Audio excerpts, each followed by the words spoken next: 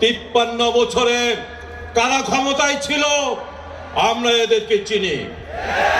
ক্ষমতায় যাওয়ার আগে সুন্দর সুন্দর কথা বলেছেন, ক্ষমতায় গিয়ে শোষণ করেছেন।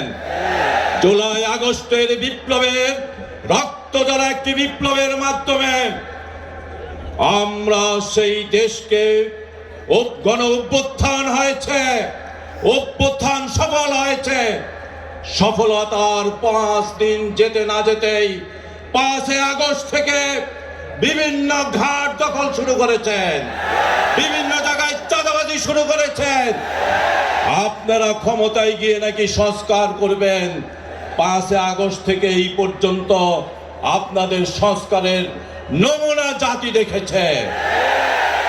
ইসলাহ হয়ে যান, সংশোধন হয়ে যান।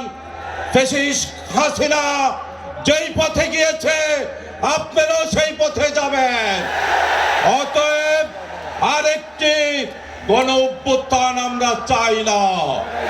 এই সংস্কারের মাধ্যমে সকল মানুষের অধিকার প্রতিষ্ঠা হতে হবে। এই দেশের মুসলমানদের অধিকাংশ মানুষ যেহেতু মুসলমান, এই দেশের সংস্কার হবে মুসলমানদের আকীদা বিশ্বাসের মাধ্যমে। এই দেশের সংবিধান হবে কোরআন সুন্নাহর ভিত্তিতে।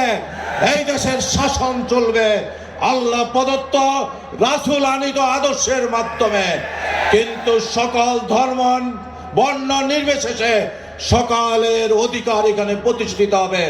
যুবক, শ্রমিক, আন্দোলনের কর্মী, আসুন গ্রামে গঞ্জে শহরে বন্দরে সবাইকে দাওয়াত দিয়ে সংঘবদ্ধ করে চরমনার পীর সাহেবের নেতৃত্বে একটি সংগ্রামের জন্য প্রস্তুতি গ্রহণ করে সবাইকে ধন্যবাদ। যুব আন্দোলনকে ধন্যবাদ। আসসালামু